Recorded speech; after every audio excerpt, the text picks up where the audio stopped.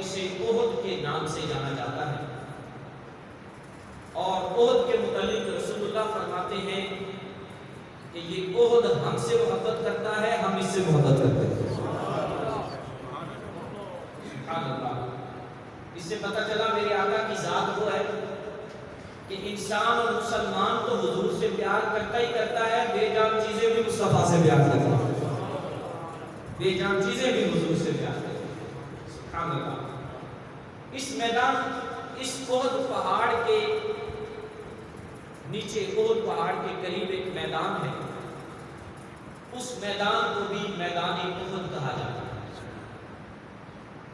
ہوا کچھ یوں کہ 2 ہجری میں جب غزوہ بدر ہوا تو کفار مکہ بہت سارے مارے گئے، کچھ قیدی ہوئے، جو بچ گئے وہ پیٹھ دکھا کر بھاگ۔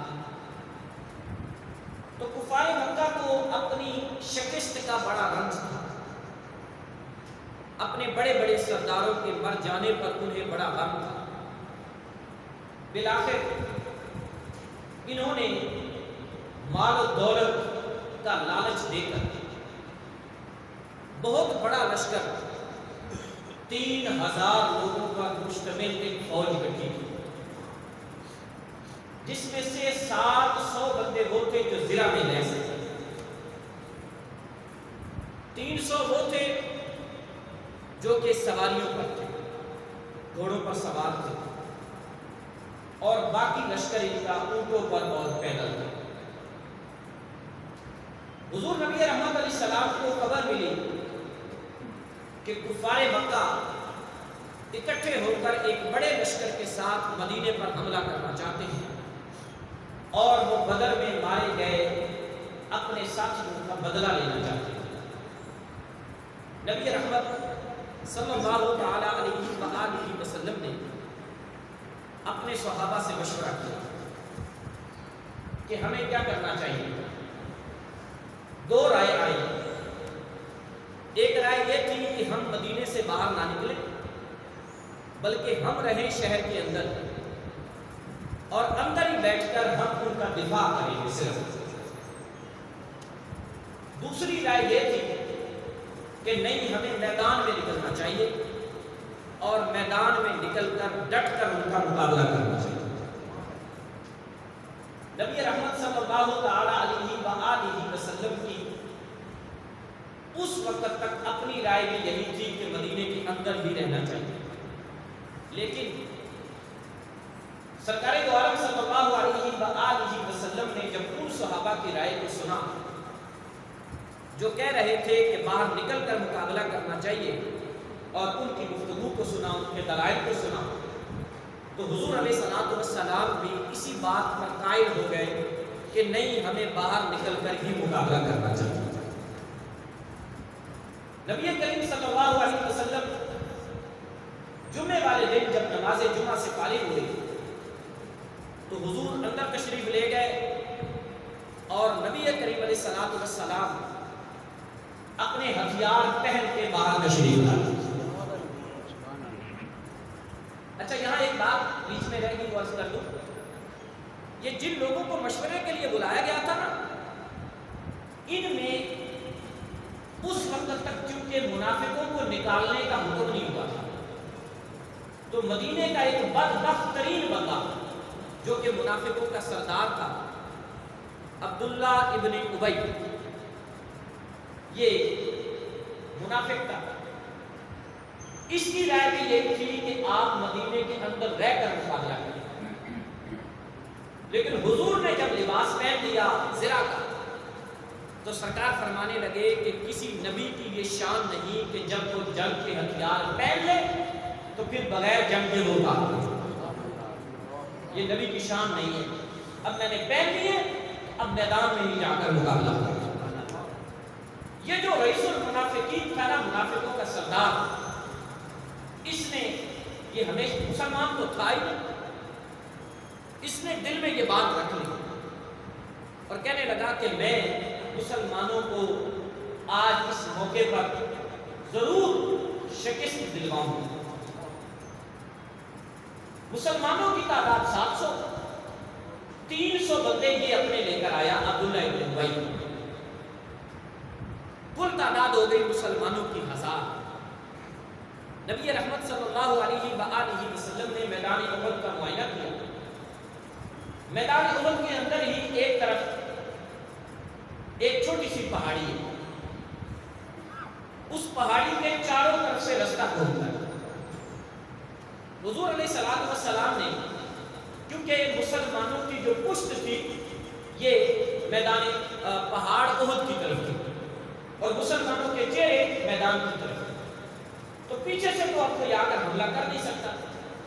ہاں یہ شبہ تھا کہ اس پہاڑی سے پیچھے سے ہو کر کوئی نہ آ جائے، تو نبی پاک علیہ الصلوۃ والسلام نے اپنے ایک جلیل القدر صحابی حضرت عبداللہ بن جبیر کو 50 تیر اندازوں کا دستہ دیا اور ارشاد فرمایا کہ تم لوگ اس پہاڑی پر رہنا اور تمہارا کام یہ ہے کہ پہاڑی کے پیچھے سے کافر آ کر حملہ نہ کریں، اگر پیچھے سے آنا چاہیں تو تم ان پر تیر برسانا۔ اب حضور نے یہ وصیت کی تھی کہ چاہے جنگ فتح ہو جائے چاہے فتح نہ ہو، جب تک میں نہ کہوں تم نے نیچے نہیں آنا۔ نبی پاک علیہ السلام معاملے کو دیکھ رہے تھے، حضور جانتے تھے، حتیٰ کہ جنگ ہوئی، صحابہ کرام علیہ رضوان نے بڑی جواں مردی کے ساتھ کفار کا مقابلہ کیا۔ اب یہ جو منافق تھا نا، رئیس المنافقین عبداللہ ابن ابی، اس کا جو ایک 300 کا جتھا تھا، گروہ تھا، ان میں سے 150 لشکر کے ایک طرف تھا، 150 دوسری جانب۔ عربی میں ایک کو کہا جاتا ہے میمنہ اور ایک کو میسرہ، جو دائیں جانب ہو انہیں میمنہ اور جو بائیں جانب ہو انہیں میسرہ، دائیں بائیں جانب۔ اس نے اپنے بندوں سے کچھ دیر بعد یہ کہہ دیا کہ تم لوگ پیچھے ہٹنا شروع ہو جاؤ، کیونکہ جب مقابلے کے موقع پر مجاہدین پیچھے ہٹنے لگے نا تو اس کا مطلب ہے کہ وہ شکست کھا رہے ہیں۔ اب صحابہ کرام علیہ رضوان اس بدبخت کی چال کو نہ سمجھ سکتے، اس چال کی وجہ سے اس کے لوگ تھوڑی دیر بعد پیچھے ہٹنا شروع ہو گئے۔ جب پیچھے ہٹنے لگے تو جو درمیان میں ایک بڑا لشکر تھا وہ صحابہ کا تھا، 700 کی تعداد۔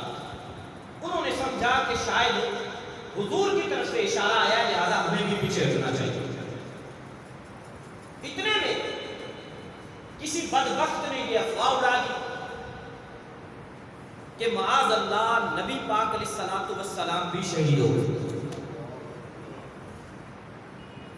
جب یہ بھگدڑ مچی نا تو اسی بھگدڑ کے عالم میں جو صحابہ کرام پہاڑی پر موجود تھے ان میں سے بھی کچھ نے کہا کہ اب ہمیں بھی نیچے اترنا چاہیے، کیونکہ کفار اب بھاگ رہے ہیں، لہذا ہمیں جا کر مال غنیمت اکٹھا کرنا چاہیے۔ اور کچھ کہنے لگے کہ نہیں، حضور نے کہا تھا شکست ہو یا فتح، میرے حکم کے بغیر تم نے نیچے نہیں آنا۔ اس وقت حضرت سیدنا خالد بن ولید جو تھے نا، یہ مسلمان نہیں ہوئے تھے، یہ کافروں کے لشکر کے سپہ سالار تھے اور یہ بڑے جنگجو تھے۔ انہوں نے جب دیکھا کہ وہ پہاڑی خالی ہے، کہ پہاڑی پر اب تھوڑے سے تیر انداز رہ گئے، تو انہوں نے موقع پایا اور موقع پا کر پہاڑی کے پیچھے سے آ کر مسلمانوں پر حملہ کر۔ اب غور کریں، آگے بھی کافروں کی تعداد، پیچھے بھی سی کافر اور بیچ میں کس ہے مسلمان۔ تو ایسی صورتحال میں بظاہر مسلمانوں کو نقصان اٹھانا اور یہ نقصان بہت بڑا تھا، 70 مسلمان شہید ہوئے تھے، 70۔ خود رسول اللہ زخمی ہو گئے، میرے آقا صلی اللہ علیہ وسلم کا دانت مبارک ٹوٹ گیا، حضور کے چہرے پر بھی زخم آیا اور وہ زخم اتنا گہرا تھا کہ کسی بھی صورت میں وہ خون رکنے کا نام نہیں لیتا تھا۔ بالآخر کھجور کی چٹائی کو آگ لگا کر اس کی راکھ یہاں زخم میں بھری گئی۔ آج بھی جب تک یہ ڈاکٹری علاج نہیں آیا تھا نا، تب تک خون روکنے کا ایک ذریعہ ہوتا تھا کہ جلدی سے راکھ بھر دو، پنجابی سوا لکڑی کی راکھ بھر دو، اس سے خون رک جاتا ہے۔ تو وہ راکھ بھری گئی جس سے خون رک گیا۔ لیکن صحابہ کرام علیہ الرضوان کو بڑا غم اٹھانا پڑا، تکلیف اٹھانی پڑی، اور ایسے موقع پر ایک عظیم تیر انداز، ایک عظیم جانباز جن کا نام ہے جناب سیدنا سعد بن ابی وقاص رضی اللہ تعالی عنہ، یہ حضور کے آگے آ گئے اور انہوں نے اپنا سینہ مصطفیٰ کے لیے ڈھال دیا۔ کہتے ہیں حضرت سعد بن ابی وقاص کو جنگ احد کے بعد جب زخمی حالت میں دیکھا گیا نا، تو 120 تیروں کے نشان تھے جو سارے آپ کے سینے پر۔ اگلی بات بڑی قابل توجہ، اتنے تیر کھا کے بھی ہٹے نہیں، پیچھے نہیں ہٹے، گرے نہیں، زخمی بن کر بیٹھے نہیں، اتنے تیروں کے باوجود حضور کے آگے ڈھال باندھ کر کھڑے رہے اور تیروں پر تیر برساتے رہے۔ رسول اللہ نے اس وقت یہ جملہ بولا تھا، ارمی یا سعد فداک ابی و امی، سعد تیر چلاؤ، تم پر میرے ماں باپ قربان۔ ہر مومن مسلمان جب یہ جملہ بولتا ہے کہ میرے آقا میرے ماں باپ آپ پر قربان ہوں، تو اپنے لیے یہ سعادت سمجھتا ہے کہ اگر میرے ماں باپ رسول اللہ پر قربان ہو جائیں تو اور کیا چاہیے۔ قربان جائیں حضرت سعد بن ابی وقاص کے، کہ جن کو حضور کہیں سعد میرے ماں باپ تم پر قربان ہو، سعد میرے ماں باپ تم پر قربان ہو، تیر چلاؤ۔ جناب سیدنا سعد بن ابی وقاص رضی اللہ تعالی عنہ اس موقع پر تیر اندازی کرتے ہیں، اور حتیٰ کہ نقصان تو مسلمانوں کا ہوا، لیکن اس نقصان کے باوجود شکست کافروں کو ہی ہوئی، اور کافر 3000 کے باوجود دبدبا رکھا ہے، اور اللہ تعالیٰ نے مسلمانوں کو فتح اور نصرت عطا فرمائی۔ نقصان بہت بڑا ہوا، کافر اس کے مقابلے میں تھوڑے مارے گئے، ان کی تعداد صرف 30 تھی جو مارے گئے، لیکن مسلمانوں کا شدید نقصان ہوا، اس کے باوجود اللہ تعالیٰ نے فتح مسلمانوں کو عطا فرمائی۔ یہاں رک کر ایک بڑی اہم بات ہے وہ میں آپ سے عرض کرنا چاہتا ہوں۔ کچھ لوگ جن کے سینے میں، دل میں رسول اللہ کے صحابہ کے بارے میں بغض ہوتا ہے نا، وہ کوئی بھی چھوٹی سے چھوٹی بات جانے نہیں دیتے۔ جی ہاں، ایسے لوگ بھی اس معاشرے میں موجود ہیں کہ احد کی یہ بات کر کے صحابہ پر طعن و تشنیع کریں گے اور کہتے ہیں جی دیکھو انہوں نے تو اپنے نبی کی حفاظت ہی نہیں کی تھی، یہ تو مال لوٹنے دوڑ پڑے تھے۔ معاذ اللہ ثم معاذ اللہ۔ لیکن یہاں رک کر میں یہ بات کہنا چاہوں گا، ہم مسلمانوں کا عقیدہ یہ ہے کہ اللہ کے نبی معصوم ہوتے ہیں خطا سے اور فرشتے، اللہ کے نبی اور بولیے اللہ کے نبی اور باقی کوئی بھی معصوم نہیں، خطا ہو سکتی ہے۔ صحابہ کرام سے بھی خطا ہو گئی، غلطی ہو گئی، لیکن اگلی بات سنو، سورہ آل عمران کے اندر رب فرماتا ہے اے محبوب کے غلاموں تم سے غلطی ہو گئی، لیکن تم نے پھر بھی اس غلطی کا ازالہ کر دیا، کافروں کو بتا دیا، رب نے تمہاری اس غلطی کو معاف فرما دیا۔ عفا اللہ عنکم، اللہ نے تمہیں معاف فرما دیا۔ اب میرا سوال یہ ہے، ان سے تو خطا ہو گئی اور اس خطا پر وہ اڑے نہیں رہے، بلکہ انہوں نے اس کا بدلہ بھی لے لیا، اور رسول اللہ صلی اللہ علیہ وسلم کے صدقے اللہ نے بھی انہیں معافی عطا فرما دی۔ میرا سوال ہے، جو اس طرح کی باتیں کرتے ہیں کیا ان کو بھی رب نے معاف کر دیا؟ بولو، کیا ان کے بارے میں بھی کوئی قرآن کی آیت آئی ہے؟ کیا ان کے بارے میں بھی کوئی حدیث آئی ہے؟ یہ مصطفیٰ کے صحابہ ہی ہے جن سے خطا ہو گئی اس کے باوجود رب تعالیٰ نے انہیں معافی کا معجزہ عطا فرمایا، معافی کی خوشخبری عطا فرمائی۔ اور یہ وہی تو لوگ ہیں جن کو رب نے تاج کون سا عطا فرمایا؟ رضی اللہ عنہم ورضوا عنہ، یہ رب سے راضی ہیں، رب ان سے راضی ہے۔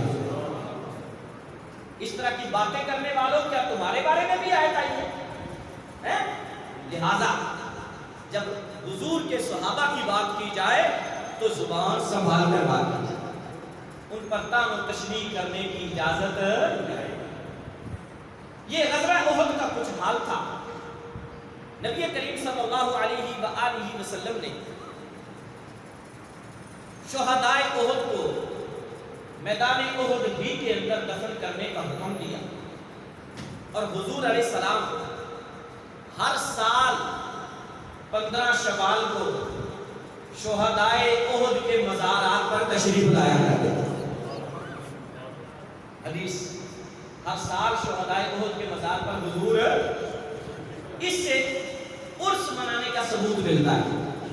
آج ہم سے پوچھا جاتا ہے نا، یہ جو اللہ کے ولیوں کا تم عرس مناتے ہو یہ کدھر لکھا ہے؟ تو ہر سال 15 شوال کو نبی پاک علیہ السلام میدان احد میں آتے اور آ کر شہدائے احد کو حضور سلام ارشاد فرماتے، ان کے لیے دعا کرتے۔ تو رسول اللہ کا یہ عمل ہمارے لیے دلیل ہے کہ جب میرا نبی ہر سال آتا ہے تو ہم ہر سال اللہ کے ولیوں کا عرس منا لیں، تو اس میں کون سی کباہت؟ ہاں ایک بات ضرور کروں گا، عرس منانا جائز ہے، میلے نہیں۔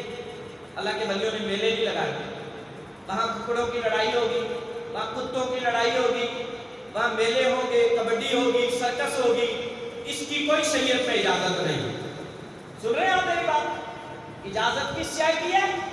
عرس کا مطلب ہے بزرگوں کے لیے قرآن خوانی کی جائے، محفل بنا کر، محفل میں نعت خوانی ہو، بیان ہو، تلاوت ہو، ان کے لیے دعا ہو، یہ جائز ہے، اس پر کوئی آبجیکشن نہیں۔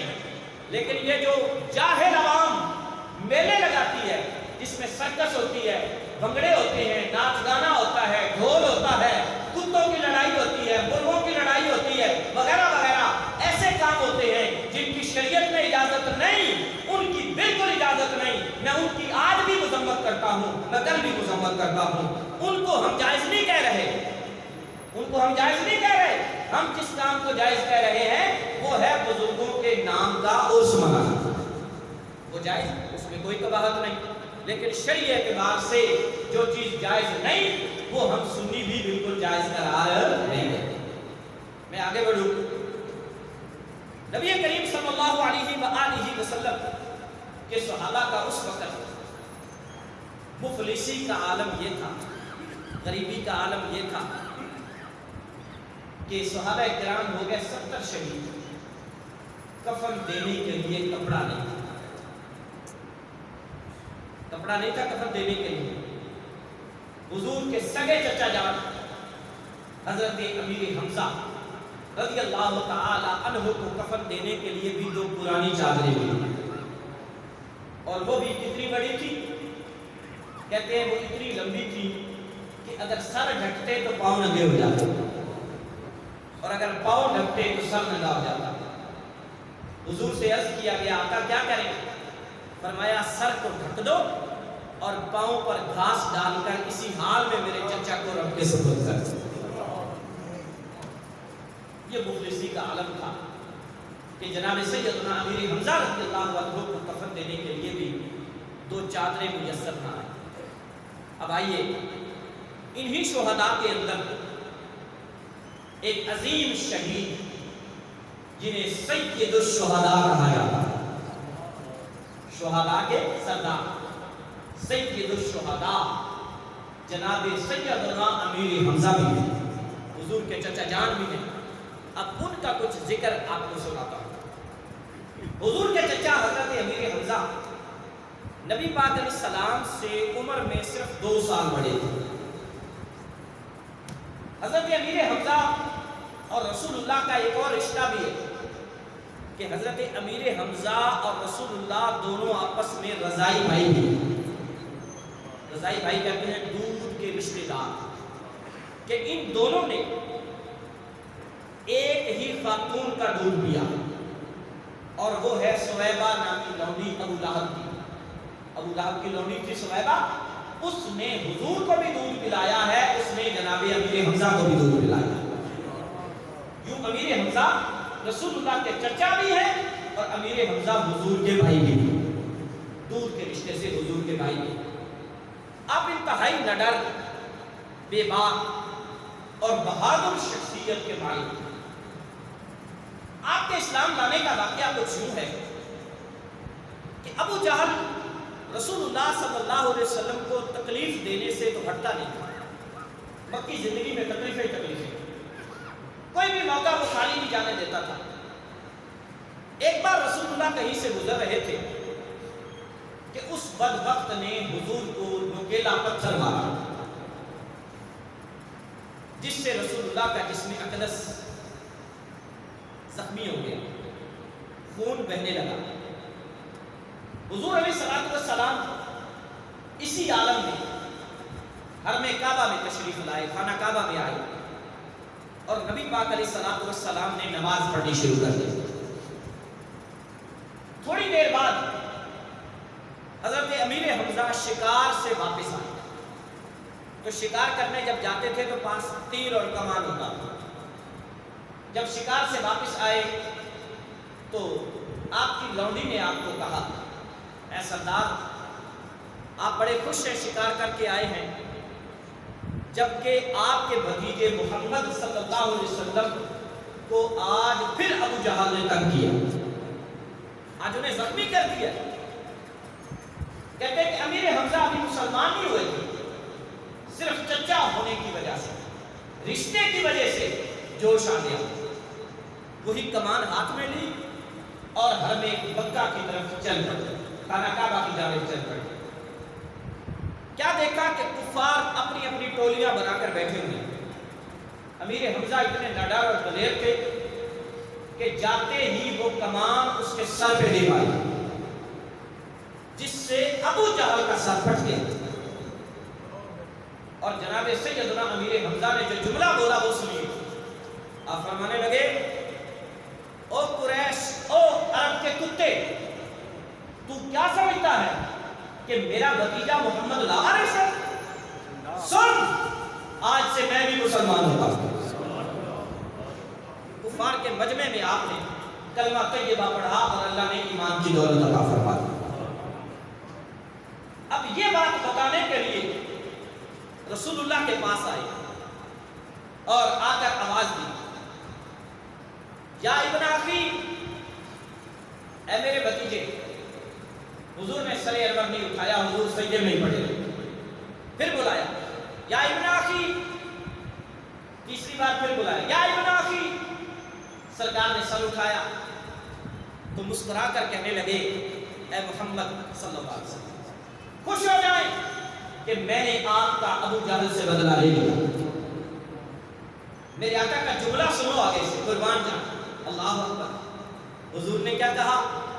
کہا چچا جان ٹھیک ہے، آپ نے بدلہ لے لیا، اچھی بات ہے. حضرت حمزہ نے کہا، کیا آپ کو خوشی نہیں ہوئی؟ میں آپ کا بدلہ لے کے آیا ہوں، آپ کو خوشی نہیں ہوئی؟ سنیے گا. کہا مجھے خوشی اس دن ہوگی جب آپ بھی اس رب کی عبادت کریں گے جس کی میں عبادت کرتا ہوں. مجھے اس دن خوشی ہوگی. اب حضرت حمزہ کلمہ تو پڑھ ہی چکے تھے، تو حضرت حمزہ نے یہاں پر بھی بآواز بلند کہا اگر آپ اسی بات سے راضی ہوتے ہیں تو سنیے، اشہد ان لا الہ الا اللہ وانک رسول اللہ. میں گواہی دیتا ہوں کہ اللہ کے سوا کوئی معبود نہیں اور آپ اللہ کے سچے رسول ہیں. حضرت امیر حمزہ رضی اللہ تعالی عنہ نے ایمان قبول کیا، اسلام قبول کیا، اور اسلام قبول کرنے والے لوگوں میں آپ کا نمبر ہے 38. مسلمانوں کی تعداد اس وقت 37 تھی اور 38واں نمبر آپ کا. جناب سیدنا امیر حمزہ رضی اللہ تعالی عنہ جب مسلمان ہو گئے تو حضور علیہ السلام سے کہتے ہیں، آقا کیا ہم حق پر نہیں؟ فرمایا حق پر ہے. کہا تو پھر چلیے میرے ساتھ، ہم جا کر چھپ کر نہیں بلکہ علل اعلان حضور نے آپ کی بات کو اس دن مانا. 2-3 دن بعد جناب سیدنا عمر فاروق اعظم بھی مسلمان ہو گئے, ایک اور بھی مسلمان ہوئے. یوں مسلمانوں کی تعداد ہو گئی اس دن 40. جب حضرت عمر نے کلمہ پڑھا نا تو آج رسول اللہ کہنے لگے ٹھیک ہے, مسلمانوں کی 2 صفیں بنائی, ایک کے آگے حضرت عمر ہے, دوسرے کے آگے امیر حمزہ ہیں, اور یوں مسلمانوں نے شان و شوکت کے ساتھ خانہ کعبے میں جا کر نماز ادا کی. تو حضرت عمر کے اسلام لانے سے اللہ تبارک و تعالیٰ نے آپ کو فاروق کا لقب عطا فرمایا. غرض جناب سیدنا امیر حمزہ رضی اللہ تعالی عنہ نبی کریم صلی اللہ علیہ وآلہ وسلم کے سگے چچا جان تھے. بدر کے میدان میں بھی آپ نے بہادری کے جوہر دکھائی. جی ہاں, بدر کے میدان میں آپ جنگ میں شہید ہوئے, اور نبی پاک صلی اللہ علیہ وآلہ وسلم کے جنگ کے میدان میں پہلے سپہ سالار آپ تھے جنہیں رسول اللہ نے سپہ سالار بنا کر بھیجا تھا. اور بدر والے میدان میں نا حضرت امیر حمزہ نے مور کا پنکھ لے کر وہ اپنے امامے پر یہاں لگایا ہوا, آگے تاج کے محسوس ہو, مور کا پنکھ لگایا ہوا تھا. تو کہتے ہیں کہ ایسی پھرتی کے ساتھ آپ وار کرتے کہ جدھر جاتے کافروں کی صفوں کی صفیں بچھاتے, صفوں کی صفیں بچھاتے. جناب سیدنا امیر حمزہ رضی اللہ تعالی عنہ بھی میدان احد میں شہید ہوئے. اللہ اکبر. اصل میں عتبہ نام کے کافر کو آپ نے میدان بدر میں مارا تھا. عتبہ کا بھائی اور عتبہ کی بیٹی, انہوں نے ایک شخص کو مال کا لالچ دیا جس کا نام تھا وحشی بن حرب. یہ غلام تھا, بعد میں یہ بھی صحابی رسول بن گئے, انہوں نے بھی ایمان قبول کر لیا. جب تک حمزہ کو قتل نہیں کرے گا نا ہمارا کلیجہ ٹھنڈا نہیں ہوگا. اور کہا کہ اگر حمزہ کو تم نے قتل کر دیا تو بدلے میں تمہیں آزاد بھی کر دیں گے اور اتنا اتنا مال و دولت بھی تمہیں دیں گے. یہ جو واشی ہیں یہ جب مسلمان ہو گئے تو ان سے کسی نے پوچھا کہ حضرت امیر حمزہ تو اللہ کے شیر تھے, وہ تو رسول اللہ کے شیر تھے, تم نے شہید کرنے میں کامیاب کیسے ہوا؟ تو واشی نے کہا کہ اگر میں ان سے مقابلہ کرتا, آ کر سامنے تلوار چلاتا تو میں کبھی نہ بچتا, میں ان سے مقابلہ نہیں کر سکتا تھا. کہا پھر کیسے تم نے کیا؟ تو واشی نے کہا کہ جب وہ میدان احد میں ایک کافر کو قتل کر کے گزر رہے تھے نا, میں ایک بڑے پتھر کے نیچے چھپا بیٹھا تھا. میرے پاس سے جب وہ گزرنے لگے تو میں نے دور سے خنجر پھینکا, اور میں اس بات میں بڑا ماہر تھا کہ جب میں خنجر پھینکتا تو جہاں نشانہ لگا کے پھینکتا اگلے بندے کے وہیں لگتا, اور وہ خنجر آپ کی ناک میں لگا اور آپ کے جسم کو کاٹ کے نیچے لگا, جس سے حضرت امیر حمزہ رضی اللہ تعالی عنہ شہید ہوئے. حضرت امیر حمزہ جب شہید ہوئے نا تو کافروں نے بڑا ظلم کیا, آپ کے کان کاٹ دیے, ناک کاٹ دی, حتیٰ کہ عتبہ کی بیٹی ہند نے آپ کا کلیجہ نکلوایا اور اسے دانتوں سے کچا چبایا. جب مسلمانوں کے لاشیں اکٹھے کیے جا رہے تھے تو رسول اللہ نے حضرت علی کو بھیجا, فرمایا جاؤ دیکھو حمزہ کدھر ہے. تو حضرت علی جب آئے تو کہتے ہیں کہ میں پہچان ہی نہیں سکتا جو حال آپ کے لاشیں کا کیا پڑا تھا. بالآخر میں نے جا کر رسول اللہ کو جب یہ بات بتائی, صحابہ کہتے ہیں حضور پر ہم نے بڑے بڑے غم دیکھے, پہاڑ ٹوٹے غموں کے, لیکن میں نے رسول اللہ کو یوں بلکتے روتے کبھی نہیں دیکھا جس دن حضور نے اپنے چچا کو دیکھا تو رسول اللہ رو گئے. اور حضور یہ جملہ کہہ رہے تھے کہ آج جیسی مصیبت مجھ پر کبھی نہیں آئی, کیونکہ رسول اللہ کو آپ کا بڑا سہارا تھا, چچا تھے آپ. حضور علیہ الصلوۃ والسلام بڑے ہوئے, بڑا غم کیا رسول اللہ صلی اللہ علیہ وسلم نے, اور جناب امیر حمزہ رضی اللہ تعالی عنہ کو وہیں پر دفن کرنے کا حکم ارشاد فرمایا۔ جب رسول اللہ صلی اللہ علیہ وآلہ وسلم آپ کی تدفین سے فارغ ہوئے اور مدینے میں آئے تو کیا دیکھا کہ انصار کی عورتیں اپنے شہیدوں کے نام لے لے کر رو رہی ہیں۔ حضرت امیر حمزہ کا نام نہیں سنا تو حضور نے کہا کیا میرے حمزہ کو رونے والی کوئی نہیں عورت؟ صحابہ نے جب یہ جملہ سنا تو اپنی بیویوں کو حضور کے گھر بھیج دیا، کہا جاؤ رسول اللہ کے گھر جا کر امیر حمزہ کا نام لے کر تم بھی رو کر آؤ۔ کہتے مدینے میں پھر رواج پڑ گیا تھا، جب کسی مرنے والے پر عورتیں روتی تو سب سے پہلے امیر حمزہ کا نام لے کر روتی۔ جناب سیدنا امیر حمزہ رضی اللہ تعالی عنہ، اگرچہ کہ اسلام میں نام لے کر رونا، پیٹنا، سینہ کوبی کرنا یہ منع، اس کی اجازت نہیں ہے، لیکن جس کا نام لے کر رونے کا حضور نے خود کہا تھا وہ جناب امیر حمزہ کی ذات ہے، خود حضور نے اجازت عطا فرمائی تھی۔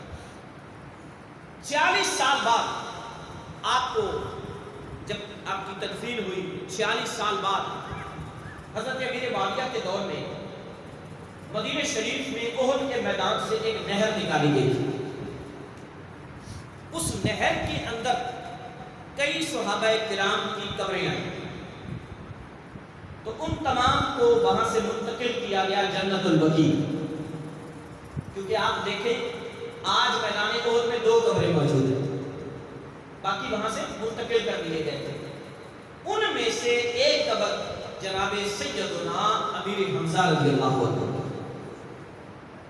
جب مزدور کھود رہے تھے نا زمین تو غلطی سے ایک کا پھوڑا کدال آپ کی قبر میں لگی، کہتے ہیں کہ آپ کا پاؤں مبارک اس کی وجہ سے نظر آنے لگا اور پاؤں یوں زخمی ہو گیا جیسے زندہ بندے کا پاؤں زخمی ہو گیا، جسم سے خون بہنا شروع ہو گیا۔ پھر آپ کی قبر کو وہاں پر بند کیا گیا۔ یہ وہ شہید ہیں جن کے متعلق اللہ قرآن میں فرماتا ہے وَلَا تَحْسَبَنَّ الَّذِينَ قُتِلُوا فِي سَبِيلِ اللَّهِ أَمْوَاتٌ، لوگو جو اللہ کی راہ میں قتل کر دیے جائیں انہیں مردہ گمان نہ کرو، ان کے بارے میں یہ نہ سوچو کہ وہ مردہ ہے، بل احیاء عند ربہم، بلکہ وہ اپنے رب کے ہاں زندہ ہیں اور انہیں روزی بھی دی جاتی ہے، یہ تو شہیدوں کا حال ہے کہ جب شہید اپنی قبر میں زندہ ہے تو جس آقا کا کلمہ پڑھنے سے شہید کو رب نے شہادت عطا فرمائی ہے، اس آقا و مولا صلی اللہ علیہ وآلہ وسلم کی حیات مبارکہ کا عالم کیا ہوگا، ان کو رب نے کیسی حیات عطا فرمائی ہوگی۔ اسی لیے سیدی اعلیٰ حضرت فرماتے ہیں تو زندہ ہے واللہ، تو زندہ ہے واللہ، میری چشم عالم سے چھپ جانے والا۔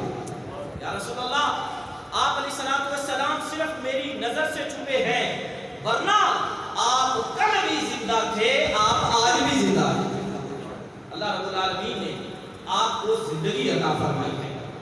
جناب سیدنا امیر حمزہ رضی اللہ تعالی عنہ کی ایک کرامت ہے کہ آپ کی شہادت کے بعد بھی آپ کا یہ مقام اور مرتبہ ہے کہ بظاہر حکومتیں بدلتی رہیں، مدینے کے گورنر بدلتے رہے، لیکن حقیقت میں مدینے کی گورنری رب نے امیر حمزہ کو عطا فرمائی ہے۔